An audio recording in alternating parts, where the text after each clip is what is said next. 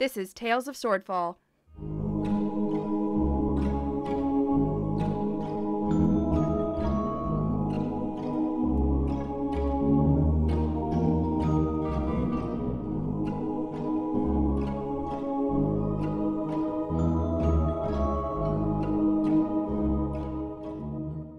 Episode 13, Feel the Love.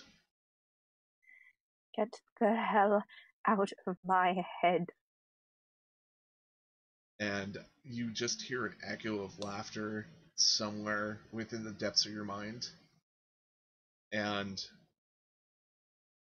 Mr. Fell goes back to the alchemical set and fills a cup with something steaming. And you see him go over you. And he says something, but it's like he's saying it at the end of the tunnel. Well, actually, give me your perception check with disadvantage. Let's see if you can actually understand him. Oh boy. Perception? Yeah, with disadvantage. Oof, 7. that's a 7. Wow, I'm finally glad to see somebody's actually not rolling like 17 and 20 for disadvantage. Yeah. I mean, that was a 7 and an 8, so... Yep, this makes it more interesting. You can only make out a few words. Some of it's out. It seems like he's having a conversation with you, and you're not a part of this conversation. I am going to fix the image of my sister and Elidora in my head, and I am going to focus on them and focus on why I can't let Tangle have this. Okay, and give me a wisdom saving throw.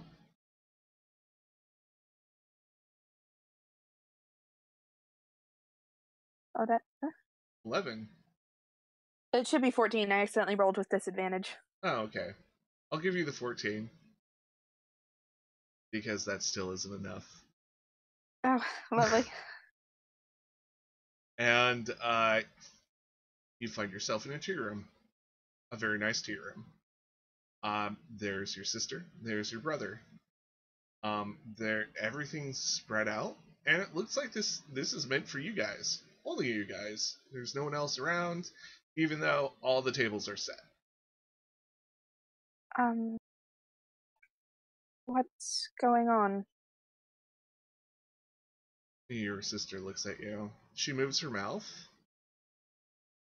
but nothing comes out. I can't hear you.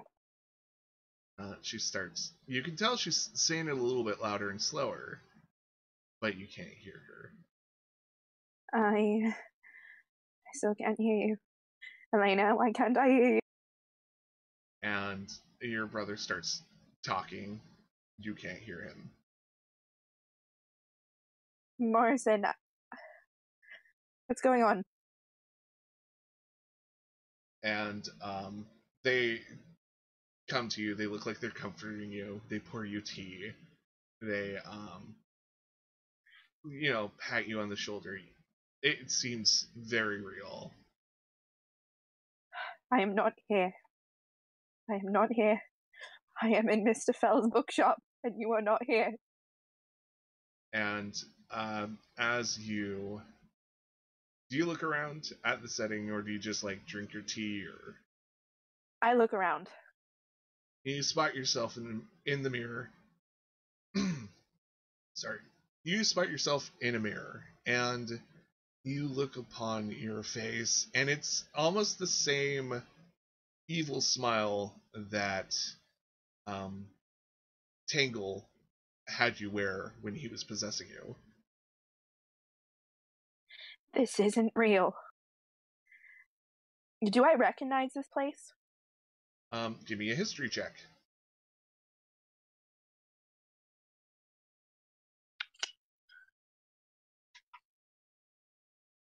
Six, so no. You feel like it has strong connections to you. it could be like one or three places. Like, what's one of the places that stands out most in your mind? The dining room at my parents' house. Cool. And you, as you look in the mirror, you can actually see there's a window behind you, and the landscape is very similar to that of what would be outside of your parents' house. I haven't been in my parents' house over a decade. I haven't seen my sister in 7 years. This is not real. And your mother and your father show up, and they rush to your attention. This isn't real. You're dead. You died. And you can see within the mirror, you are suddenly holding a very large knife. No. No. Please. And Not my family. Not again. you get up, and you hold the knife high, and suddenly Mr. Fell's voice pops into existence. Are you there? Mr. Fell? Whatever you're saying, it's not real. Don't worry. This is not real. I know. But he's going to make me hurt them, Mr. Fell.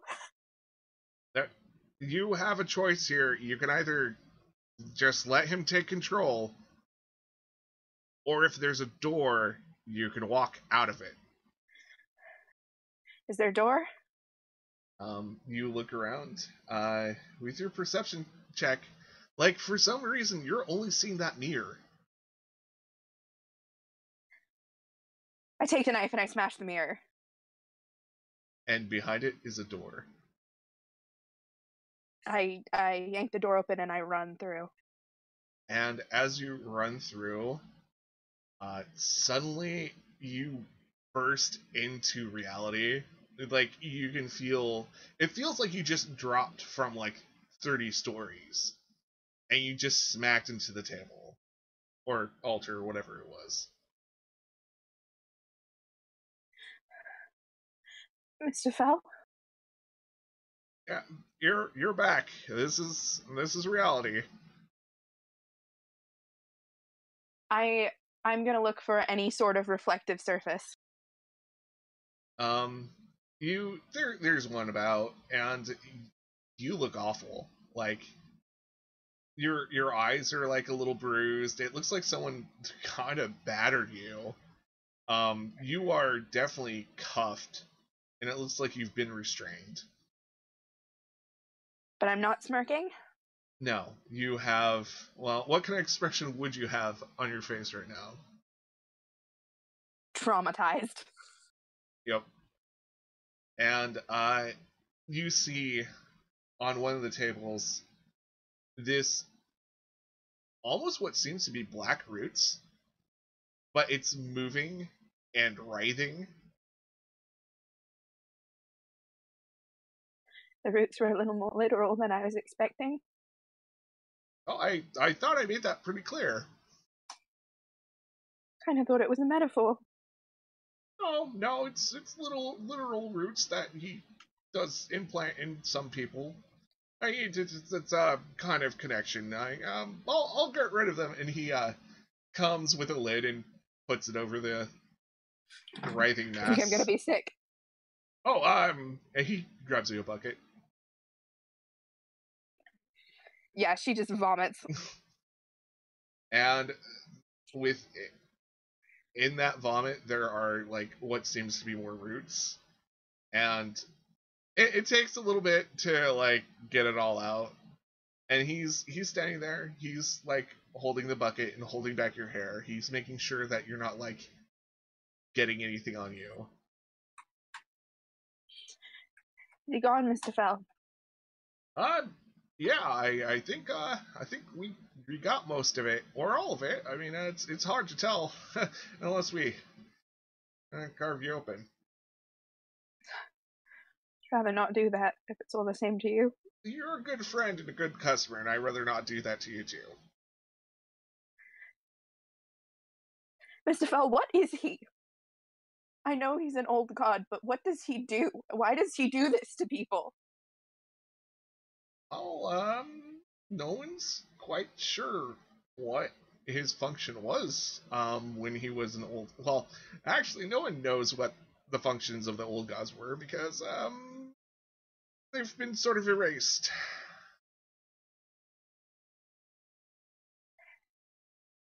He's trying to bring them back, Mr. Fell. And if they're all like that, then that cannot happen. Oh, they're not all like that. Some of them are quite worse. He's actually one of the better ones. Worse. Mr. Fell, he showed me my dead parents. He took my body. He nods. And anything else?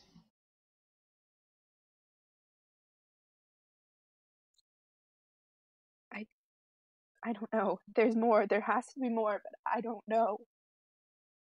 Well, let's just not get back into that right now, and later we'll discuss it.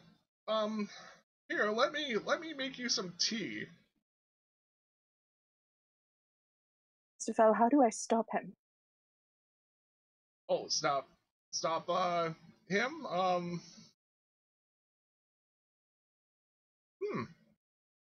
I never really looked into that. There has to be a way. Well, of course, but sometimes you can't stop things that have already been occurring for a long while, like the tides. I mean, we've tried. Engineers have tried, but the tides will keep going. He is not the tides. He is not of nature. Well, that's where you're a little wrong. He is very much of a primal nature, as most old gods are. So maybe I can't kill him then, but there has to be a way to stop him, to lock him up, to do something. He nods in agreement, and he kind of gets lost in thought. Krakatoa and Flea. You are perusing the books and finding so much information on Karnax and his lovely band of worshippers. Apparently, they have massacred cities before and, dined on the finest people in the world. Anything about Karnak specifically breaking through the supernatural to the physical realm? Yeah, it actually happened at least once, 750 years ago. And they're not quite sure what made the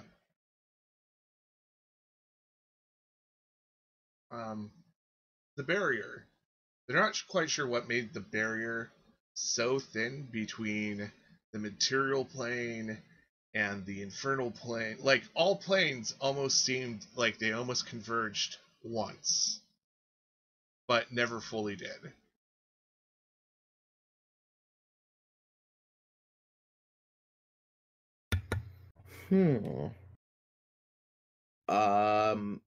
So is there anything relevant to what we're trying to do? It sounds like there is a pattern that happens every 250 years for some reason, that the followers start getting like a little antsy or riled up, and they start kind of going out of their normalcy of like sticking in like remote areas and going out into the world and meeting new people and eating them. Ooh, lovely. Is there anything about slaves in particular? Yes. It seems like the followers like to buy and breed slaves, mainly like cattle. Well, perhaps Uncle K, the slaves weaken the barrier, and he breaks through when he gets enough slaves. And using those weak-willed individuals, he can create an avatar for himself, and maybe he creates avatars for minions and his brothers and sisters and all sorts of infernal creatures. Yeah, I think we definitely have to appease your god, but this might have to happen soon too. The puzzle pieces shall come together eventually, and we'll just make sure that Rayanne or Barbara does not get a hold of all of them at once. If they were to get a hold of just one, it would not be anything detrimental, and we could then at least have someone doing the dirty work for us, if you're catching what I mean. Right, and another thing is that Barb and Rayanne didn't seem like they were too much on the same side. No. And perhaps either Barb's heritage that I was made aware of today, or perhaps Karnax's influence, or maybe both, have wreaked havoc on her mind. Yeah, I think that maybe we should have never saved Barb. I'm gonna throw it out there. Perhaps if we knew the circumstances at the time, perhaps we wouldn't have rescued her. But I think we did what was the right thing with what the knowledge we had. Yeah, definitely. Hey, can I ask you a question? Of course. Do you think Tangle's a bad guy? Do I think Tangle is a bad guy? Well, I mean, taking over someone's body hostily is not exactly good, and the things that my tribe have said about Tangle have been bad juju. I guess I never really questioned if he was good or bad before. It's understandable. He often presents things you want or threatens, and at the end of the day, you end up, well, all puns, I suppose, intended, you end up tangled within his grasp. Do you think that's why they call him Tangle? Perhaps it is, and perhaps we shall write a theological treatise on this one day, or a thesis. A thesis? It is a written work by people more scholarly than us. Perhaps Taz will help. Perhaps. And, well, we've got that new bow, too, so I don't think any followers of or Barbara stand a chance against us now. Neither do I, and I'll pat the crest of the bow. It is a rather fine work of craftsmanship, I must say. I agree. It's a dragon. A real dragon. The Regen people were always right to respect the works of the lizard folk and the weapons of war. Especially those in Swordfall. They seem to do a good job. This place is weird, though. I cannot wait to leave it. Yeah, as soon as this puzzle piece business is settled here, I think we gotta get out of here. Plus, our time's kind of running out. We've killed, like, a few guards at this point. And this is the point where Taz comes out. She looks like she's been in a fight.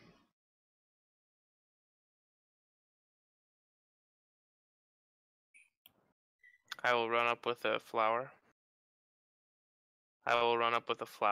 A nice white daisy, and give it to her. Thank you, Flea. I'll tuck it behind my ear. Are you okay? Not really. But Tangle's gone.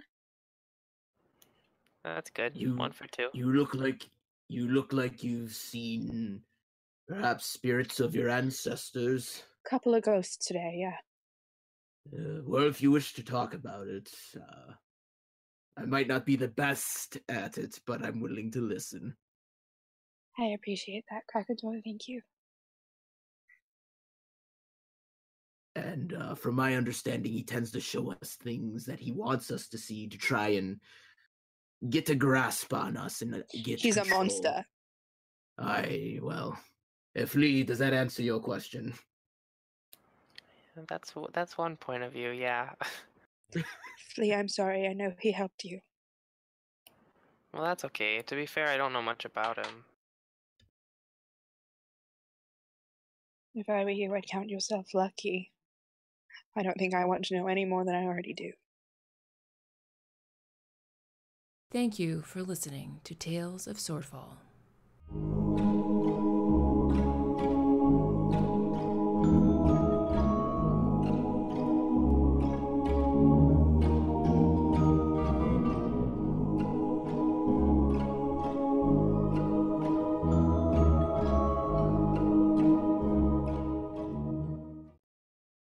Please consider listening to these podcasts. A long, long time ago, in a land far away named Phylor, there were 4 legendary adventurers. We are the Adventurers 4, renowned across the land. Using their cunning and strength, the party defeats many monsters and saves many lives. Nick takes her fairy blade and stabs it into his other eyeball. Oh my god! Gosh! Can Hugo jump on my back? Do I cast Expeditious Retreat? Yeah. Can Bob roll a D20 for me? I don't like that. I don't like how you asked that. D20 business. What if I rolled a 1? What if I told you I just rolled a 1? Come and join us weekly at How the Quest Was Won. Found anywhere where podcasts are located. Purchase not necessary. No real magic was used in the making of this podcast.